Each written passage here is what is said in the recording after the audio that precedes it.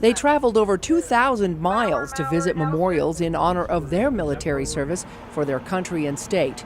22 Southern Utah veterans serving in World War II and the Korean and Vietnam eras boarded buses and aircraft on a journey that would create memories of a lifetime.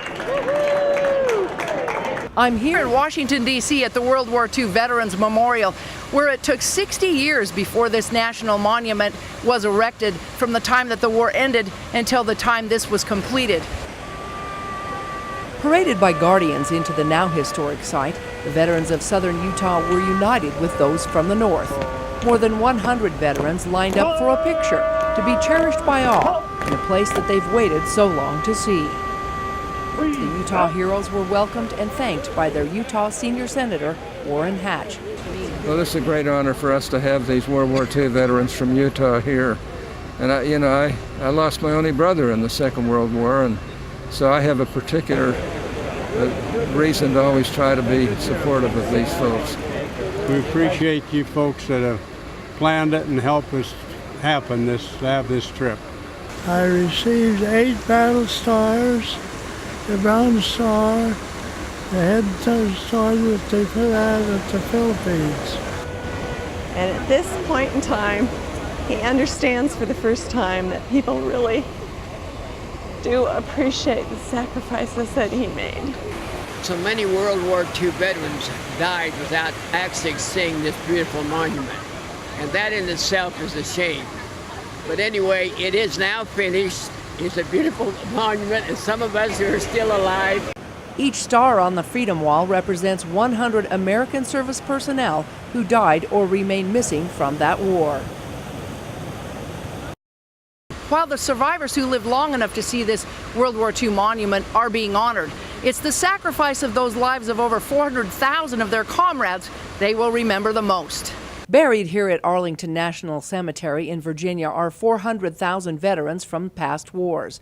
The Utah honor flights were taken aback as they gazed upon the marble white headstones that spread out over the 624 acres. When I look at this cemetery and see all these graves, the rows of graves that are here, it makes me especially thankful that I'm American and that we have the freedoms we have and for the great sacrifice that all these men and women here made for us. At the Tomb of the Unknowns, a formal changing of the guards brought stark and solemn looks as precise movements of weapons and steps echoed as a reminder of the meticulous routine the guard follows.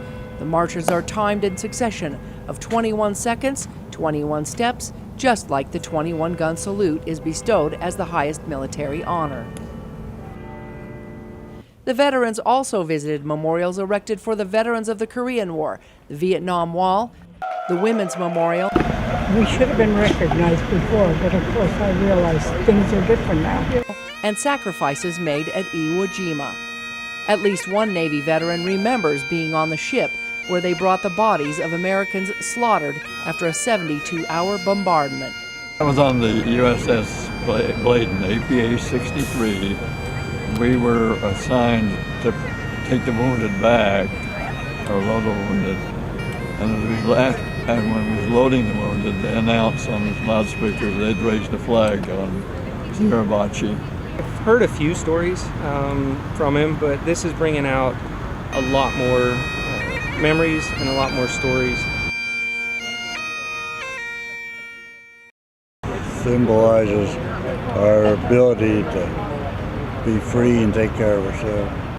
Dedicated in 2006, the Air Force Memorial brought back memories to those who had loved ones who served in that branch of service. Amazing trip, yes, experience that I'll never forget to be able to go with him. My father never got to see this memorial. He's passed on, but it would have been a pleasure and an honor to bring him here.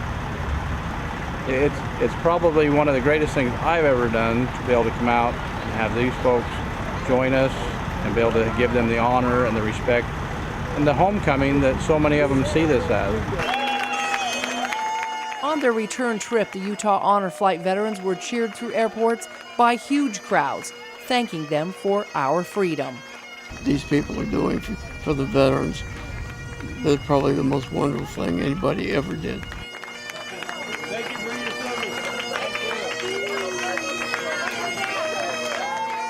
service. and just be with some of the fellows that in this age bracket.